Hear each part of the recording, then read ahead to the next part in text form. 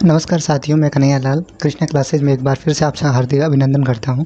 अभी हम पृथ्वी और इसके परिमंडल के बारे में पढ़ेंगे। तो पृथ्वी क्या है और इसके परिमंडल में क्या क्या खासियत है, क्या क्या रोचक तथ्य हैं, उनके बारे में अभी हम पढ़ेंगे। तो इससे पहले आप Krishna classes relation with math and science को सब्सक्राइब ज़रूर कर लीजिए। तो चलिए जानते हैं पृथ्वी के बारे में। पृथ्वी के बारे में कुछ रोचक तथ्य इस प्रकार हैं कि सूर्य की दूरी के अनुसार तीसरा और आकार के अनुसार सौरमंडल का 5वां सबसे बड़ा ग्रह है। अगर पृथ्वी और सूर्य की दूरी की बात करें तो सबसे नज़दीक ग्रह बुध है, उसके बाद में शुक्र है और फिर पृथ्वी का नंबर आता है। इसी तरह अगर बड़े ग्रहों की बात करें, सबसे बड़ा बृहस्पति, फिर शनि, इसी तरह छोटे छोटे करते करते पृथ्वी का 5वां नंबर है। ठीक है, तो सूर्य की दूरी के अनुसार पृथ्वी का तीसरा, आकार में 5वां सबसे बड़ा ग्रह है। और पृथ्वी का अगर जुड़वा ग्रह की बात करें तो पृथ्वी का जुड़वा ग्रह शुक्र है। अगर पृथ्वी को ही शुक्र का जुड़वा ग्रह क्यों कहते हैं या फिर शुक्र को पृथ्वी का जुड़वा ग्रह क्यों कहते हैं, तो इसका आकार एवं आकृति दोनों में समानता है, इसीलिए इन दोनों को जुड़वा ग्रह कहा जाता है। फिर पृथ्वी का औसत तापमान की बात करें तो 15 डिग्री सेंटीग्रेड है, जो जीवन के लिए आदर्श है। नेक्स्ट अपन बात करते हैं पृथ्वी के जो भी मंडल हैं उनकी। तो पृथ्वी पर सबसे पहले स्थल मंडल की बात करें हम, तो पृथ्वी की जो ऊपरी सतह है, ठोस परत जिस पर हम रहते हैं, उसे स्थल मंडल कहते हैं। ठीक है ना। स्थल मंडल पर मिट्टी पाई जाती है जिससे जीवों को भोजन प्राप्त हो सके।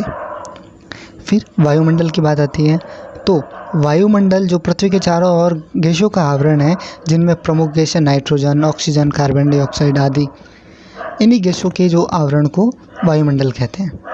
जिनमें से जो एक गैस है ऑक्सीजन, वो जीवनदायिनी गैस है जिसे सभी जीवों श्वसन क्रिया लेते हैं।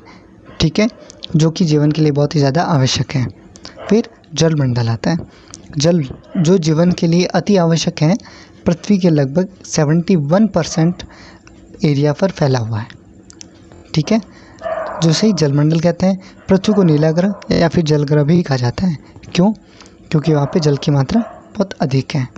नेक्स्ट अपन बात करते हैं, क्या आप जानते हैं कि शनि की उपग्रह टाइटन पर पृथ्वी की तरह ही सघन वायुमंडल है। वहाँ भी नदियाँ और जलाशय हैं और धरातल भी पृथ्वी के जैसा ही है। बस फ़र्क इतना है कि उसके वायुमंडल की प्रमुख गैस है वो नाइट्रोजन है। इसीलिए यहाँ पर जीवन की खोज के लिए वैज्ञानिक प्रयासरत हैं कि जीवन है कि नहीं, होगा तो भी वो एक अलग जीव होगा। नेक्स्ट अपन चंद्रमा की बात करते हैं। पृथ्वी का सबसे नज़दीकी गोलाकार आकाशीय पिंड। जल एवं वायु का अभाव है वहाँ पर, इसीलिए जीवन का हम कल्पना नहीं कर सकते फ़िलहाल के लिए। आगे वैज्ञानिक क्या खोज पाते हैं उस पर डिपेंड करता है। ठीक है ना। तो जल एवं वायु का अभाव है, इसीलिए जीवन संभव नहीं है। और पृथ्वी के समान ही धरातल है उसका, बाकी वहाँ पर ऑक्सीजन की अनुपस्थिति होने के कारण अभी तक जीवन का पता लगाया जा रहा है। फिर चंद्रमा की तुलना में पृथ्वी 81 गुना बड़ी है, 81 गुना बड़ी है। ठीक है ना। नेक्स्ट अपन चंद्रमा की कलाओं की बात करते हैं।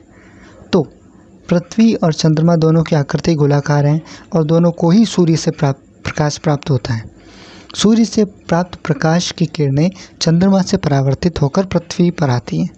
इसे ही हम चांदनी कहते हैं। महीने में एक बार ही चंद्रमा का पूर्ण प्रकाशित भाग पृथ्वी के सामने आता है। इसे भारत में पूर्णिमा कहते हैं। इसी तरह महीने में एक बार चंद्रमा का अप्रकाशित भाग भी पृथ्वी के सामने आता है, उसे अमावस्या कहते हैं।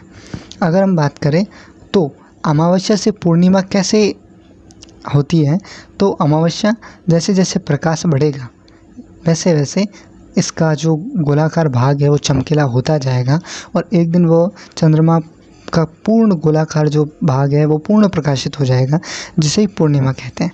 अगर इसी में हम अमावस्या की तरफ चलें तो जो ये डायग्राम बनाया है उसको उल्टा कर दीजिए। चंद्रमा को अपने अक्ष पर घूमने में लगभग 29 दिन का समय लगता है और पृथ्वी के चारों ओर चक्कर लगाने में लगभग 27 दिन लगते हैं। तो कृष्णा क्लासेज में आपने वीडियो देखा, इसके लिए धन्यवाद।